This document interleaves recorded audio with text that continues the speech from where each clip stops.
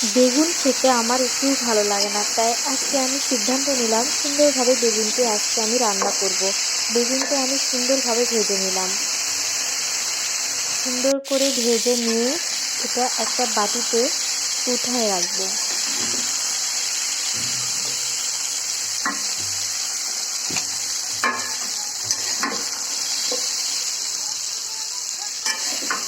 উঠায় নিয়ে তারপর আমি এটা তেল ঝোলে দিয়ে দিব।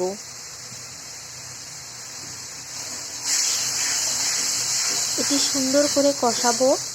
তারপর এটাতে বড় মাছ হোক আর ছোট মাছ হোক, যেমন যে কোনো ধরনের মাছই আপনি দিতে পারেন, দিয়ে এটা সুন্দরভাবে এটা কষানো হলে পানি দিয়ে সুন্দর করে নামিয়ে নেবেন। যার বেগুন খেতে ভালো লাগে না সে একবার হলেও ট্রাই করে দেখতে পারেন। এভাবে বেগুন রান্না করলে সত্যি অনেক ভালো লাগবে।